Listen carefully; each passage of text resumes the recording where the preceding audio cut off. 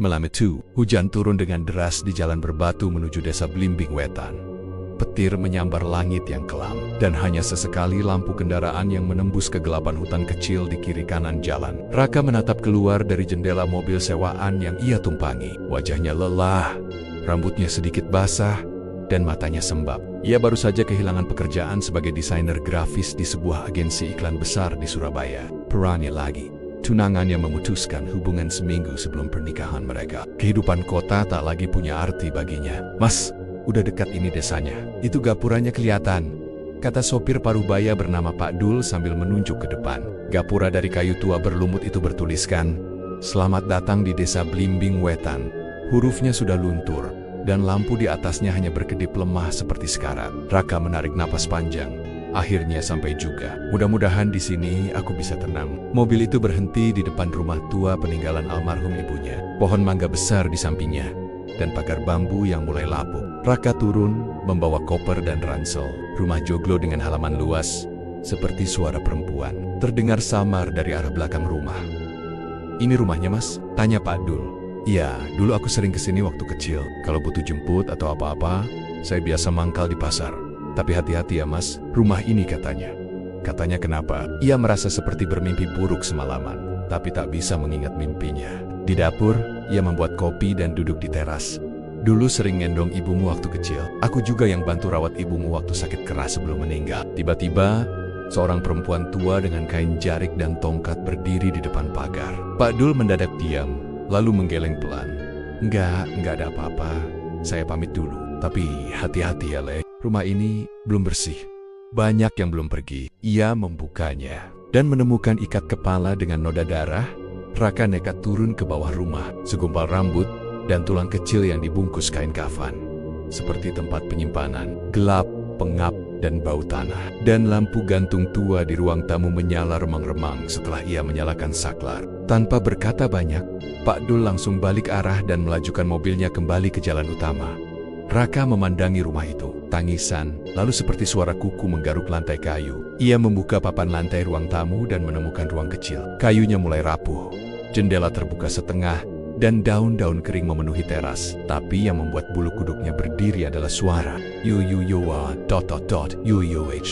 Bau apek menyambutnya, seperti wajah yang ia lihat tadi di dekat pohon besar.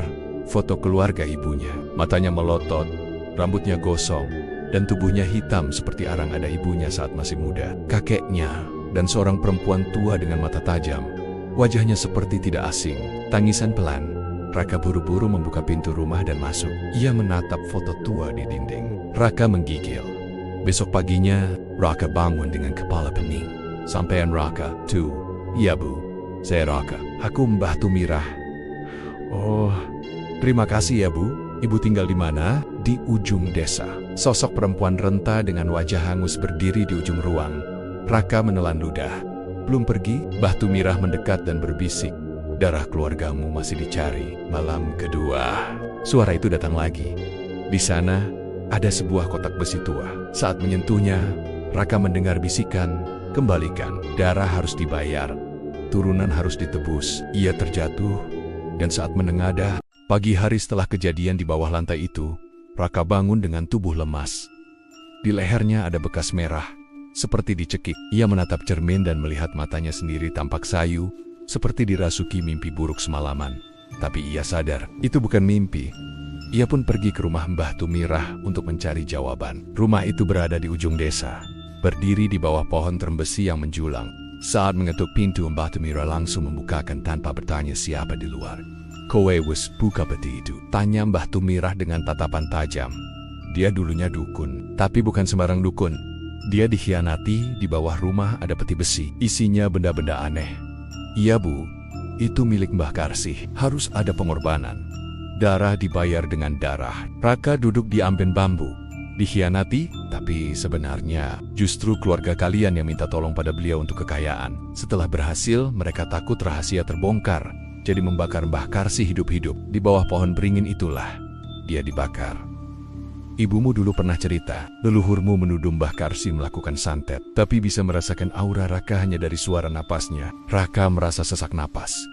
Jadi kutukan itu nyata, setiap laki-laki dalam keluargamu akan mati sebelum usia ke-27, kecuali ada yang berani memutus kutukan. Bisa, tapi kau harus lakukan upacara pemutusan. Harus kau sendiri yang menggali jasad Mbah Karsih, lalu mengembalikan apa yang dulu diambil dari beliau, termasuk rambut, tulang, dan ikat kepala. Bagaimana caranya? Seekor ayam hitam mati di dalamnya. Kau harus minta maaf di bawah pohon beringin, tempat dia dibakar. Dengan darahmu sendiri, Mbah Tumirah menatap kosong dan menghadapi langsung arwah Mbah Karsih dalam pertarungan batin mematikan. Lampu sering mati mendadak, dan cermin kamar mandi menampilkan bayangan lain selain dirinya. Sosok perempuan hangus mulai sering muncul di sudut matanya. Kadang menangis, kadang tertawa cekikikan. Malam ketiga berisi pengakuan ibunya tentang kutukan yang menimpa keluarganya, dan sebuah catatan lokasi di mana jasad Mbah Karsih dikubur diam-diam oleh seseorang yang merasa bersalah. Raka kembali ke rumah dan menemukan tanah di depan rumah digali seseorang. Tapi anehnya, tidak ada bekas kaki, hanya lubang kecil, dan ia mulai merasa dirinya diawasi. Ia mulai mencatat kejadian-kejadian aneh itu, lalu mencari arsip tua milik ibunya di loteng. Di sana ia menemukan buku harian. Pertemuan dengan dukun tua. Raka pergi ke lereng bukit di hutan kecil, tempat tinggal seorang dukun tua bernama Mbah Tirto. Dukun itu setengah buta. Darahmu berat, Le. Di punggungmu ada tali arwah. Dia mengikutimu. Bisakah saya lepas dari kutukan ini? Mbah Tirto menatap api dupa. Setelah itu selesai? Belum. Bab selanjutnya akan melanjutkan. Raka menggali makam tersembunyi, menjalani ritual berat. Langit di atas desa Blimbing Wetan mendung pekat. Seolah alam pun tahu bahwa malam itu akan menjadi malam yang tidak biasa. Semakin dalam ia menggali, makin berat tubuhnya terasa. Tangannya bergetar, keringat dingin membasahi punggung. Raka berdiri di depan pohon beringin tua yang sudah ditandai dalam buku harian ibunya. Ia membawa cangkul, lentera minyak, dan bungkusan berisi benda-benda dari dalam kotak besi, rambut, ikat kepala, dan tulang kecil. Di bawah cahaya bulan yang bersembunyi di balik awan, Raka mulai menggali. Tanah keras, berakar, dan berbau busuk. Setelah 1 jam, cangkulnya menyentuh sesuatu. Hanya menatap sebuah peti kayu kecil, lapuk, dan dibungkus kain putih yang sudah berubah warna. Saat ia menyentuh peti itu, angin berhenti, udara seperti hampa. Lalu terdengar bisikan, lentera mati, pohon bergetar, peti terbuka sendiri, dan muncul asap hitam dari dalamnya. Raka terdorong jatuh. Kuku-kuku panjang menggores pipinya. Kau datang. Akhirnya, kau cucu pengkhianat. Darah menetes ke tanah, ke atas peti, ke tulang itu. Tapi sebelum menyentuh tubuh Raka, darah dari tanah menyala merah menyilaukan. Kalau kau sungguh ikhlas, maka tumbal ini cukup. Cahaya membungkus Raka dan mendorong makhluk itu kembali ke dalam peti. Raka menoleh ke kanan. Sosok Mbah Karsih berdiri di antara kabut. Wajahnya rusak, matanya putih semua, tapi dia tidak menyerang. Raka meletakkan benda-benda itu di atas tanah. Aku datang untuk mengembalikan semua ini. Aku tahu leluhurku salah. Aku tahu. Suara perempuan itu menggema. Kalau kau tahu, mengapa darahmu belum menetes? Tiba-tiba angin kencang berhembus. Umurmu mungkin masih panjang, tapi tubuhmu sudah ditandai. Jangan pernah kembali ke pohon itu. Dengan gemetar, Raka menghunus silet kecil dan menyayat telapak tangannya. Dan satu sosok hitam pekat menyeruak dari akar pohon. Makhluk hitam besar, dengan mata menyala merah. Ia adalah perwujudan dendam Mbah Karsih. Tiba-tiba bumi bergetar. Jeritan perempuan menggema dari segala arah. Roka menendak. Tubuhnya nyaris lumpuh karena ketakutan. Tapi suara Mbah Tumirah tiba-tiba muncul dari belakang. Di dalam hatinya, ia tahu malam itu ia selamat. Tapi kutukan itu mungkin masih mengintai, hanya saja tertidur. Raka, hadapi dia dengan hati, bukan dengan takut. Raka membuka matanya. Ia bangkit perlahan, lalu berteriak, "Aku minta maaf, aku bukan mereka. Tapi aku bersedia menebus semua salah itu. Ambil apa yang kau mau, asal jangan teruskan kutukan ini." Makhluk itu melompat ke arahnya. Sosok Mbah Karsih muncul kembali. Kali ini lebih tenang. Peti tertutup sendiri. Tanah kembali rata perlahan, dan angin berhenti. Pagi harinya, Raka terbangun di teras rumahnya. Dengan tangan diperban, Mbah Tumirah duduk di sampingnya. "Koi song ilangi kutukan itu, tapi ora gratis. Kesehatanmu." Raka mengangguk, dan di langit desa Blimbing Wetan, awan hitam mulai memudar. Langit di atas desa Blimbing Wetan mendung pekat. Seolah alam pun tahu bahwa malam itu akan menjadi malam yang tidak biasa. Semakin dalam ia menggali, makin berat tubuhnya terasa. Tangannya bergetar, Keringat dingin membasahi punggung. Sebuah peti kayu kecil, lapuk dan dibungkus kain putih yang sudah berubah warna. Raka berdiri di depan pohon beringin tua yang sudah ditandai dalam buku harian ibunya. Ia membawa cangkul, lentera minyak, dan bungkusan berisi benda-benda dari dalam kotak besi, rambut, ikat kepala dan tulang kecil. Di bawah cahaya bulan yang bersembunyi di balik awan, Raka mulai menggali. Tanah keras, berakar, dan berbau busuk, hanya menatap. Setelah 1 jam, cangkulnya menyentuh sesuatu. Lentera mati. Pohon bergetar. Peti terbuka sendiri, dan muncul asap hitam dari dalamnya. Raka terdorong jatuh. Kuku-kuku panjang menggores pipinya. Udara seperti hampa. Lalu terdengar bisikan. Saat ia menyentuh peti itu, angin berhenti. Akhirnya, kau cucu pengkhianat. Darah menetes ke tanah, ke atas peti, ke tulang itu. Tapi sebelum menyentuh tubuh Raka, darah dari tanah menyala merah menyilaukan. Cahaya membungkus Raka dan mendorong makhluk itu kembali ke dalam peti. Raka menoleh ke kanan. Sosok Mbah Karsi berdiri di antara kabut. Wajahnya rusak, matanya putih semua. Tapi dia tidak menyerang. Kalau kau sungguh ikhlas, maka tumbal ini cukup. Dan satu sosok hitam pekat menyeruak dari akar pohon. Makhluk hitam besar dengan mata menyala merah. Ia adalah perwujudan dendam Mbah Karsi. Raka meletakkan benda-benda itu di atas tanah. Aku datang untuk mengembalikan semua ini. Aku tahu leluhurku salah. Aku tahu. Suara perempuan itu menggema. Kalau kau tahu, mengapa darahmu belum menetes? Tiba-tiba angin kencang berhembus. Dengan gemetar, Raka menghunus silet kecil dan menyayat telapak tangannya. Umurmu mungkin masih panjang, tapi tubuhmu sudah ditandai. Jangan pernah kembali ke pohon itu. Di dalam hatinya, ia tahu, malam itu ia selamat. Tapi kutukan itu mungkin masih mengintai, hanya saja tertidur. Tiba-tiba bumi bergetar. Jeritan perempuan menggema dari segala arah. Tangisan Mbah Karsih tidak lagi terdengar, melainkan suara anak-anak. Ia bangkit perlahan, lalu berteriak, "Aku minta maaf, aku bukan mereka. Tapi aku bersedia menebus semua salah itu. Ambil apa yang kau mau.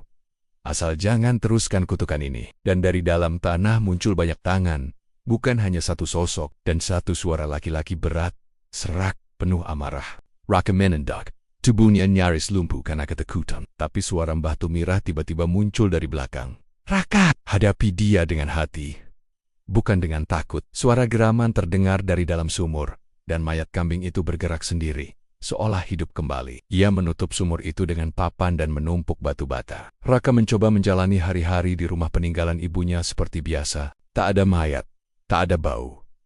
Selama ini, siapa yang menemaninya?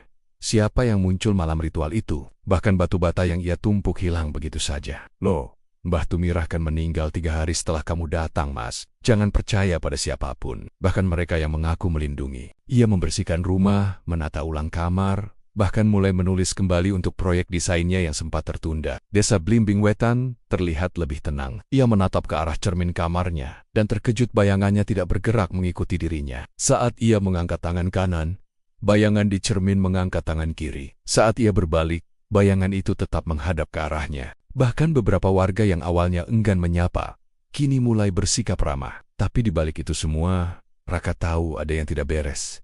Raka membuka matanya. Makhluk itu melompat ke arahnya. Ia mengikuti bau itu dan menemukannya berasal dari sumur tua di belakang rumah. Ketika ia menyorotkan senter ke dalam, matanya membelalak. Sosok Mbah Karsih muncul kembali. Kali ini lebih tenang. Peti tertutup sendiri. Tanah kembali rata perlahan, dan angin berhenti pagi harinya. Raka terbangun di teras rumahnya, dengan tangan diperban. Mbah Tumirah duduk di sampingnya. "Kowe, ai ngilangi kutukan itu. Tapi ora gratis. Apa yang aku bayar?" "Kesehatanmu." Raka mengangguk, dan di langit desa Blimbing Wetan, awan hitam mulai memudar. Dalam mimpi itu ia melihat rumahnya terbelah 2. Tapi kejadian ganjil terus datang. Bab 4. Cermin arwah dan bayangan baru. Beberapa hari berlalu sejak malam ritual itu. Malam pertama setelah ritual, ia bermimpi aneh. Saat bangun, tubuhnya basah kuyup oleh keringat. Sejak saat itu, cermin itu ditutup kain putih. Malam ke-7, bangkai di sumur. Suatu malam, Raka terbangun karena mencium bau busuk menyengat dari arah dapur. Seekor kambing, atau sesuatu yang mirip kambing mengambang di dalam sumur. Tapi matanya merah menyala dan tubuhnya seperti busuk sebagian. Saat Raka hendak memanggil warga untuk membantu, tapi rumah itu kosong. Tetangga di sekitar hanya bilang, Jenazahnya ditemukan dalam keadaan duduk bersila, matanya terbuka, dan wajahnya menghadap ke arah barat. Keesokan paginya, sumur itu bersih. Di halaman terakhir tertulis, Mbah Tumirah kembali bukan hanya Mbah Karsih, tapi soal darah yang haus keluarga kita menyimpan terlalu banyak rahasia. Saat siang, Raka pergi ke rumah Mbah Tumirah. Raka membeku. Meninggal? Iya, dikubur di belakang masjid. Raka merasa kepalanya berputar. Sot Ea Pulong. Ia membuka kembali buku harian ibunya. Kutukan ini bukan hanya soal satu arwah. Sejak kabar kematian Mbah Tumirah, hari-hari Raka semakin tidak masuk akal. Bayangan di cermin, mayat kambing di sumur, dan kini suara-suara yang membisikkan namanya setiap malam. Ia mencoba mengabaikan semuanya. Seolah sudah tertutup selama puluhan tahun. Raka merasa ragu. Tapi rasa penasaran mengalahkan segalanya. Ia membuka pintu itu perlahan. Tapi semakin ia menolak, semakin keras dunia di sekitarnya memanggil. Suatu malam, Raka menemukan pintu kecil di balik lemari tua di ruang tengah. Pintu yang tidak pernah ia sadari sebelumnya. Penuh debu dan jaring laba-laba. Raka tidak mengerti seluruh isinya, tapi beberapa kata mencolok. Tumbal, penyatuan, leluhur, perjanjian. Ia merobek beberapa halaman dan membawanya naik ke atas, berharap bisa mencari seseorang yang bisa menerjemahkan. Di bawah foto itu tertulis, malam tertinggi, darah terakhir. Di dalamnya, lorong sempit menurun ke bawah tanah. Dindingnya batu bata basah dan lembab. Dinding tertutup sendiri, seolah pintu tadi tak pernah ada. Setiap langkah kaki Raka menggema, dan hawa dingin menusuk tulangnya. Di ujung lorong, ada ruangan kecil. Di sanalah ia menemukan sebuah altar kuno, terbuat dari batu hitam. Tengen simbol. Simbol aneh dan foto-foto keluarganya yang sudah mengunin. Ada foto ibunya, neneknya, dan seorang pria yang belum pernah ia lihat sebelumnya, berdiri di tengah dua sosok berpakaian ritual. Kamu tidak punya adik, ibumu sudah mati menolak ritual. Di sana, ia harus membakar sisa benda-benda warisan keluarganya. Foto, kain ritual, dan pecahan gelang dari ibunya. Tapi setibanya di sana, ia tidak sendirian. Dan kalau kamu nggak selesaikan ini, kutukan bakal pindah ke siapapun yang bersentuhan sama rumah itu. Di samping altar, ada buku besar berisi catatan dalam bahasa Jawa kuno. Sudah waktunya kamu tahu, keluargamu bukan keluarga biasa. Leluhurmu yang pertama, Kiai Beranjangan, adalah penjaga gerbang antara dunia kita dan mereka. Tapi suatu saat dia tergoda. Salah satunya adalah laki-laki dari foto keluarga kakek buyutnya, yang seharusnya sudah lama mati. Kami sudah menunggu darahmu sejak malam pertama kau tiba, dan membuat perjanjian agar kekayaannya tak habis 7 turunan.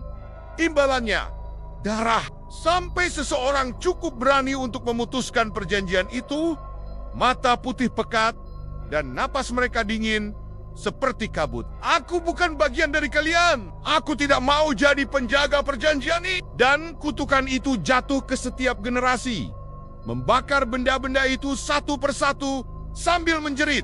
Sosok kakek buyutnya meleleh seperti lilin. Tapi setiap malam Jumat Kliwon, ia mimpi tentang cermin yang menunjukkan sosok dirinya berdiri di samping sosok lain. Bayangan gelap yang terus membisikkan satu kata.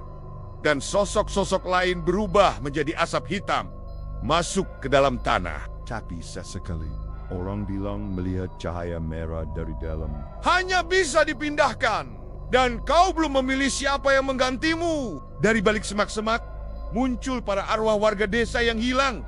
Korban ritual masa lalu. Mereka melayang. Tubuhnya compang-camping. Mereka mengepung Raka. Namun saat ia naik, lorong di belakangnya tiba-tiba menghilang. Desa yang tak sama lagi, tanya Pak Carik dengan suara bergetar. Esok harinya Raka mendatangi Pak Carik, kepala desa yang sejak awal terkesan menghindarinya. Tapi kali ini, wajah Pak Carik terlihat pucat begitu melihat halaman buku yang Raka bawa. Ia tinggal di rumah kecil dekat masjid, jauh dari pohon beringin dan sumur tua. Kowe nemu ini dari mana? Dari ruang bawah tanah rumah ibu saya. Pak Carik menghela napas berat. Lalu kenapa saya? Tanya Raka. Karena kamu. Darah! Darah! berakhir. Lalu membacakan mantra yang diberi oleh Pak Carik. Tapi mereka tertawa. Malam berdarah di punden tua malam itu, Raka mengikuti petunjuk Pak Carik menuju punden tua di belakang bukit. Langit berubah merah. Dua sosok berdiri di sisi punden. Terlambat Raka, ucap sosok itu. Suaranya dalam dan berlapis. Wajah mereka tidak sepenuhnya manusia. Sebagian kulitnya mengelupas. Raka menaburkan garam dan daun kelor. Tapi Raka tidak tinggal di rumah itu lagi. Kau pikir mantra akan memutus darah? Tiba-tiba, tanah bergetar. Raka menyalakan api. Api membesar dan jeritan para arwah menggema sampai ke seluruh desa. Namun sebelum hilang sepenuhnya, salah satu sosok berbisik di telinga Raka. Kutukan tidak bisa dihapus. Esok pagi desa Blimbing Wetan kembali tenang. Rumah ibunya ditutup rapat, tidak lagi dikunjungi. Raka kini hidup dengan tenang. Siapa penggantimu?